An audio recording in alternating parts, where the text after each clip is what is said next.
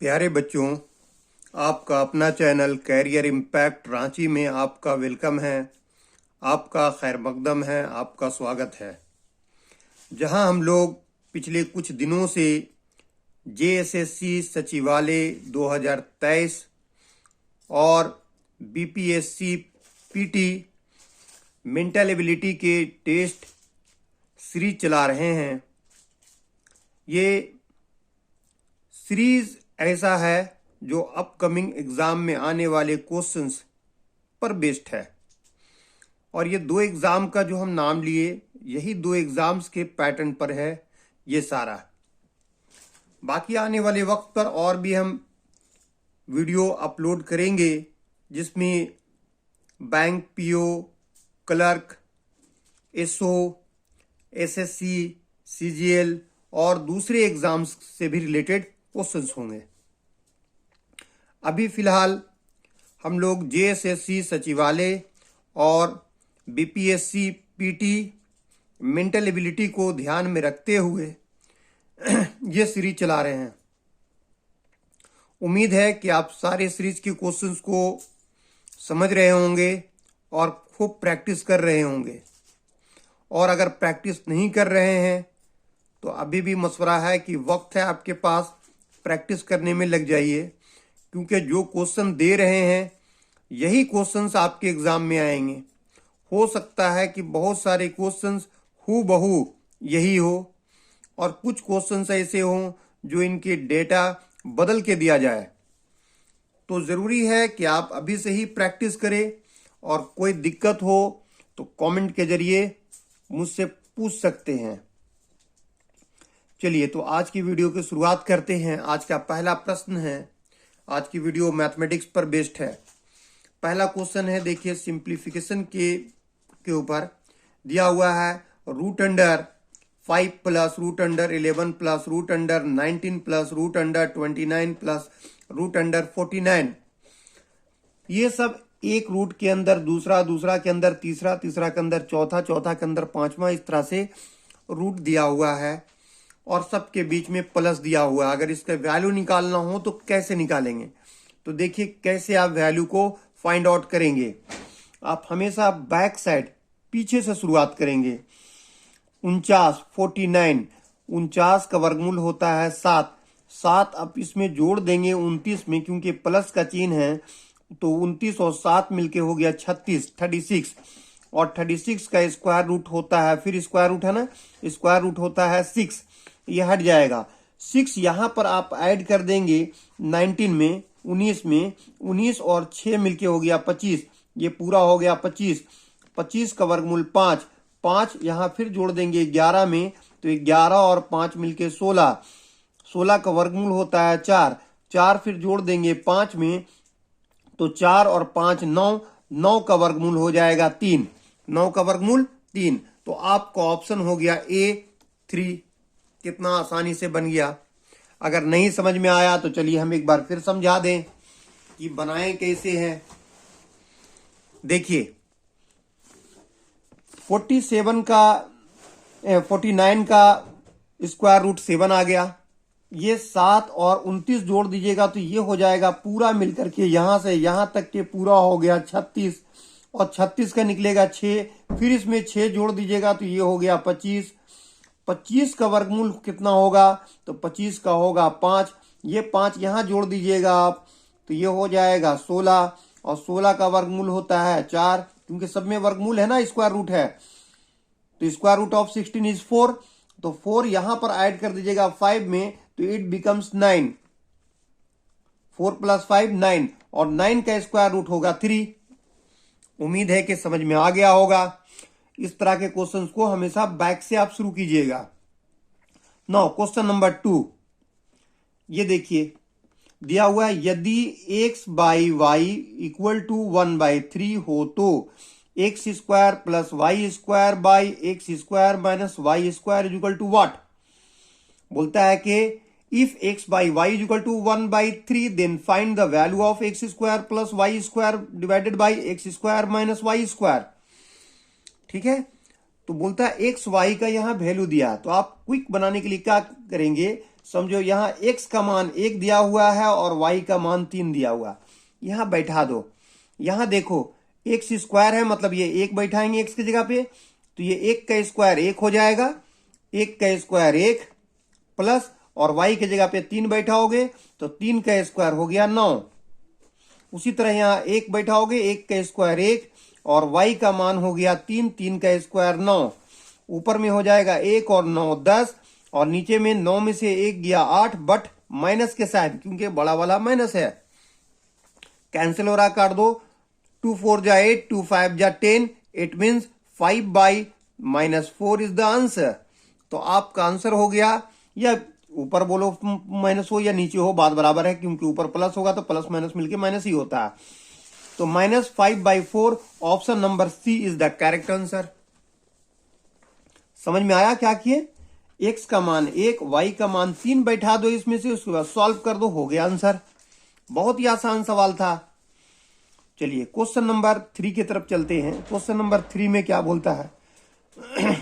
निम्नलिखित में से कौन सी भिन्न सबसे छोटी है? Find the smallest fraction among this fractions, या अमॉन्ग द गिवन फ्रैक्शंस। जो दिए हुए भिन्न हैं उनमें सबसे छोटा भिन्न कौन सा है?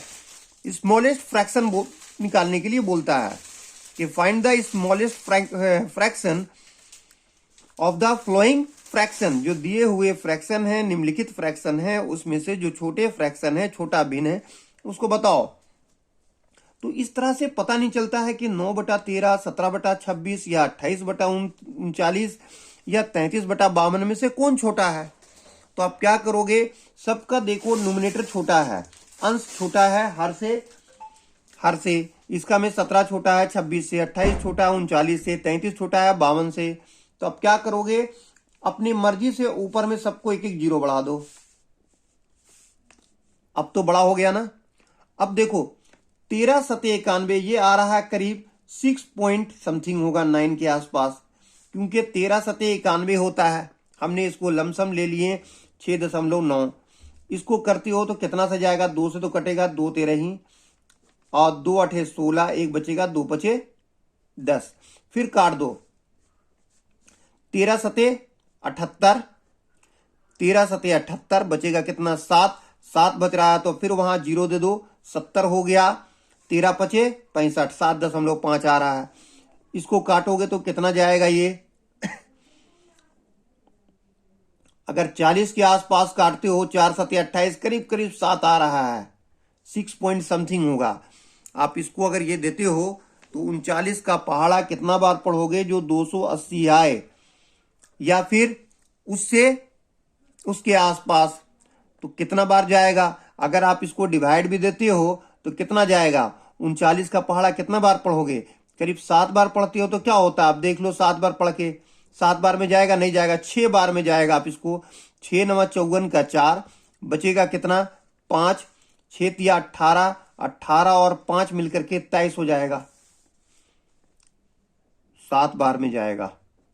7 9 63 का 3 बचेगा 6, 7 3 21, 21 और 6 27, आ गया कितना? 273, जबकि यहाँ 280 है। कितनी बार गया? 7 टाइम जा रहा है। अच्छा, कुछ भी आएगा तो यहाँ 7 पॉइंट समथिंग आएगा ना, तो ये भी बड़ा हो रहा है। चलिए इसको चेक करते हैं हम लोग। इसको चेक कीजिए पहले।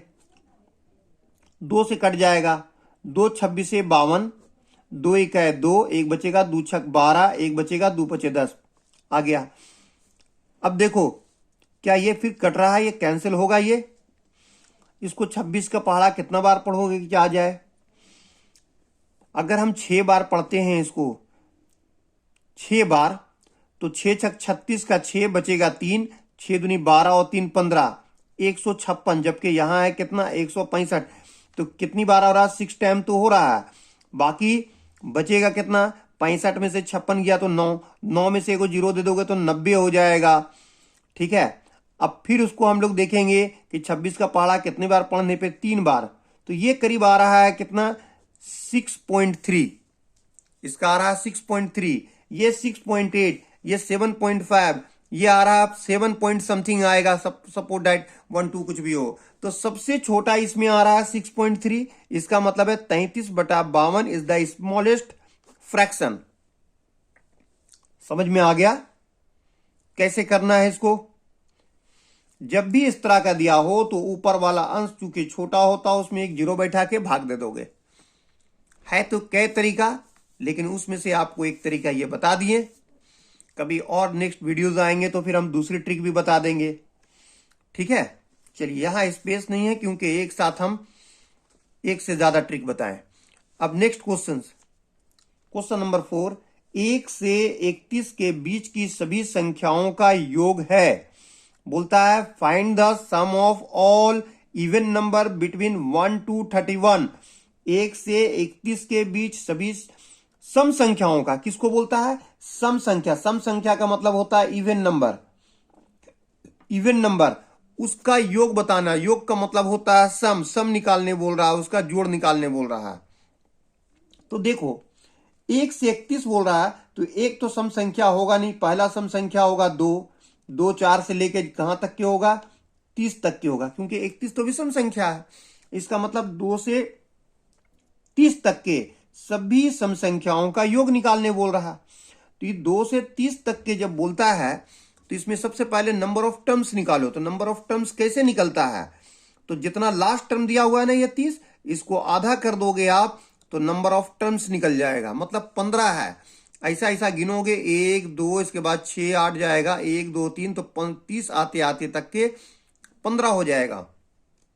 तो first of all we try to find the number of terms. सबसे पहले हम लोग नंबर ऑफ टर्म्स निकालेंगे। किसके बीच? Even number. तो इवन नंबर हो गया, इसके बाद आने वाला इवन नंबर 2 हो गया, और इससे ठीक पहले वाला 30 हो गया। 2 से 30 के बीच कितनी नंबर ऑफ टर्म्स है? पदों की संख्या कितनी है? तो 30 को आधा कर दोगे तो निकल जाएगा नंबर ऑफ टर्म्स, अर्थात पदों की संख्या। अब इसका सम निकालना है तो सम बहुत आसानी से निकाल लोगे। सम का मतलब जोड़। जितना टर्म दिया हुआ है इसको अगले टर्म के साथ, 15 है तो उसका अगला टर्म 16 उसके साथ गुना कर दो। 15 को 16 से गुना करोगे तो आएगा 240। कितना होगा? 240। 240 किस में आ रहा है? ऑप्शन नंबर सी में हो रहा है। तो ये हो गया आपका आंसर। उम्मीद है कि समझ में आ गया होगा। कोई दिक्कत है? यहां ऑड है ये दिया हुआ है। 1 और 31 को नहीं लिए क्योंकि ये दोनों ऑड है, दोनों विषम संख्या है। यहां बोल रहा है सम संख्या, इसलिए 1 के बाद 2 से शुरू किए और इसके ठीक पहले 30। इनके बीच में कितनी है पदों की संख्या? तो 15 है। नंबर ऑफ टर्म्स 15 है। तो उसका योग निकालने के लिए, सम निकालने के लिए जितना पद दिया हुआ है उसका अगले पद के साथ गुना कर दीजिए। ठीक है, चलिए अगला क्वेश्चन नेक्स्ट। यदि दी गई आकृति में 4x बराबर 5y हो तो x is equal to what? एक आकृति दी गई है, एक पिक्चर दी गई है। In the given figure if 4x is equal to 5y then find the value of x। तो दी हुई चित्र में 4x बराबर 5y है तो x का मान निकालिए। तो यहां देखो 4x इज इक्वल टू दे रखा है 5y, इसका मतलब है x। ये मल्टीप्लाई में है तो नीचे डिवाइड में आ जाएगा, और ये 5 ये मल्टीप्लाई में है तो ये डिवाइड में आ जाएगा। इसका मतलब x का मान 5 और y का मान कितना है? 4। इन दोनों का अनुपात निकल गया। इन दोनों का अनुपात निकल गया कि ये 5 अनुपात में है और ये 4 अनुपात में है। इसका अनुपात कितना हो गया? 5:4। तो हम बोले अनुपात जब भी रहे तो उसके साथ कुछ ना कुछ जोड़ दो। सपोज दैट हम थोड़ा देर के लिए इसमें जोड़ते हैं k। तो ये हो गया 5k और ये हो गया 4k। अब हम जानते हैं कि इसकी कुल योग होता है 180 डिग्री, क्योंकि ये एक सरल कोण हो गया। It is a straight line angle, और स्ट्रेट लाइन एंगल 180 डिग्री का होता है। एक सरल कोण जो होता है यह रिजु कोण 180 डिग्री का। तो 4k और 5k दोनों को जोड़ दोगे तो हो जाएगा 9k। 4k plus 5k is equal to हो गया 180 डिग्री, और ये 9k के बराबर होगा। 9k का वैल्यू हो गया 180। इसका मतलब k का वैल्यू हो गया 20 डिग्री। जब k का वैल्यू 20 डिग्री हुआ तो हमें बोलता है x का मान निकालना। तो x बराबर कितना है? 5k। तो यहां 5 रहने दो और x का मान 20 बैठा दो यहां से। इसका मतलब हो गया 100 डिग्री। x का मान कितना निकलेगा? 100 डिग्री। आपका option A is the correct. समझ में आ रहा है कैसे बनता है? देखो, इन सब सवालों को आपको हम समझाने के लिए, क्योंकि वीडियो सिर्फ एक या दो स्टूडेंट नहीं देखते हैं, इसमें बहुत सारे स्टूडेंट देखते हैं और हर एक कैटेगरी के स्टूडेंट होते हैं। किसी को जल्दी समझ में आता है, किसी को बहुत ही देर से समझ में आता है, किसी को शॉर्टकट समझ में आ जाता है, किसी को शॉर्टकट नहीं आता है। इसलिए हम शॉर्टकट में बतलाते तो हैं, लेकिन कुछ बना भी देते हैं ताकि उसे भी समझ में आए। जो वैसे स्टूडेंट जिसे मैथ्स में बहुत वीक महसूस होता है कि हम कमज़ोर हैं, मैथ नहीं बनता है, तो ये वीडियो उन लोगों के लिए भी है। चाहे वो अच्छे से समझ में आ रहा हो या नहीं आ रहा हो, एक बार या दो बार वीडियो को देखेगा तो सारे क्वेश्चंस आसानी से बनने लगेंगे। और जितनी क्वेश्चंस है बार बार अगर बनाइएगा तो यही सारे क्वेश्चंस आपके एग्जाम्स में आएंगे और मैथ आपका बहुत अच्छा हो जाएगा। अब ये डिपेंड करता है आप में कि आप कितना प्रैक्टिस करते हैं, आप अपने एग्जाम को लेकर कितनी चिंतित हैं। अगर ज़्यादा चिंतित हैं तो आप प्रैक्टिस करेंगे, हमारे वीडियो से कंटिन्यू बने रहेंगे। और वीडियो अगर अच्छा लगता हो तो काइंडली इसे आप लाइक तो करें ही, और साथ ही साथ अपने साथियों को शेयर करें, ताकि वैसे छात्र या वैसे विद्यार्थी या स्टूडेंट जो कहीं नहीं पढ़ रहे हैं या फॉर्म तो भरे हैं लेकिन उनके पास इतना पैसा नहीं है कि वो कहीं जा कर के पढ़ सके, तो वैसे स्टूडेंट के लिए ये वीडियो बहुत यूज़फुल है। अगर उस वीडियो से लगातार जुड़े रहे, मेरे चैनल से जुड़े रहे, तो उसका भी एग्ज़ाम बहुत अच्छा होगा और उसे भी एक मौका मिलेगा। तो उम्मीद है कि आप ऐसा करते होंगे। और पहली बार हमारे चैनल से जुड़े हैं तो आप सब्सक्राइब करना और बेल आइकन दबाना ना भूलें, ताकि हमारे आने वाले अपकमिंग वीडियो का नोटिफिकेशन सबसे पहले आपको मिलता रहे। चलिए, नेक्स्ट क्वेश्चन दे रखा है 7/11 मीटर। 7/11 मीटर व्यास का एक पहिया 4 किलोमीटर दूरी तय करने में कितना चक्कर लगाएगा? एक बोलता है पहिए का व्यास दिया हुआ, ये पहिए का व्यास है, कितना है? 7/11 मीटर है, 11 मीटर है। तो इसका ये निकालोगे, ये त्रिज्या निकालोगे तो त्रिज्या कितना होगा? 7/11 को हाफ कर दो, इसका मतलब हो गया 7/22 मीटर, ये इसका त्रिज्या हो गया। अब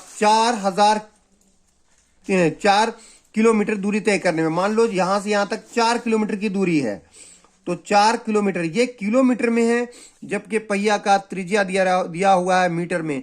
तो दोनों को एक कैटेगरी में बनाना जरूरी है। सवाल बोल रहा है कि पहिया का व्यास 7/11 मीटर दिया हुआ है, तो 4 किलोमीटर जाने में कितनी बार पहिया घूमेगा, वो कितनी बार घूमेगा पहिया, वो पूछ रहा है उससे। तो देखो 4 किलोमीटर के बराबर क्या हो सकता है? 4000 मीटर, ये टोटल डिस्टेंस, और इसका पहिया का व्यास, पहिया का जो है ना परिधि का फार्मूला क्या होगा? 2 पाई का वैल्यू होगा π/7, और आर का वैल्यू कितना हो गया? 7/22। अब कैंसिल करो, ये इससे कैंसिल, ये इससे कैंसिल होगा, 2 से इसको कैंसिल करोगे तो ये 2000 होगा। तो यहां से देखिए option number D is the correct answer. तो हम लोग 4 किलोमीटर मतलब 4000 मीटर की दूरी तय करने में कितनी चक्कर लगाएगा वो पहिया? तो 2000 बार लगाएगा। हमने क्या किए, डिस्टेंस को, जो ये परिधि है इसकी, उससे भाग दे दिए। मतलब अगर डिस्टेंस को सरकमफेरेंस से डिवाइड दे दोगे, then you get the number of revolutions, कितनी बार चक्कर लगाएगा वो निकल जाएगा। चलिए, आज का आखिरी सवाल।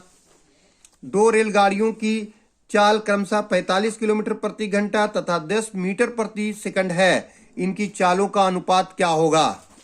देखो, 2 रेलगाड़ी की चाल दे रखा है और इसका अनुपात बोल रहा है चालों का अनुपात।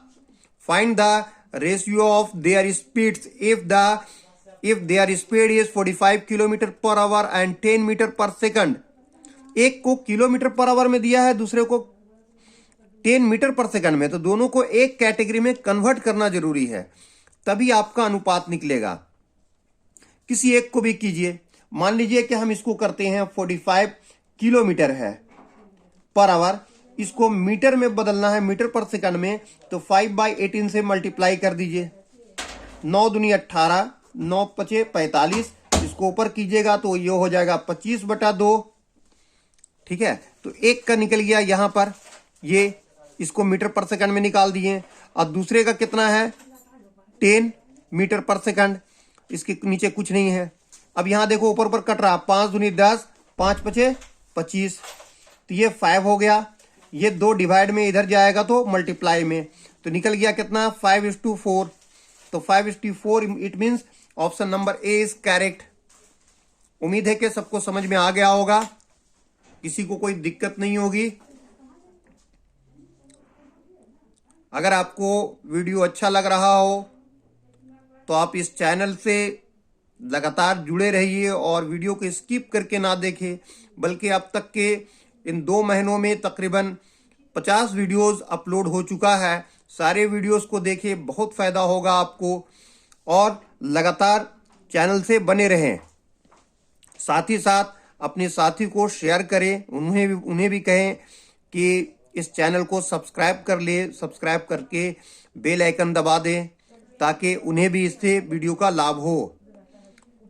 आज के लिए इतना काफ़ी है, चलिए फिर मिलते हैं। Thank you.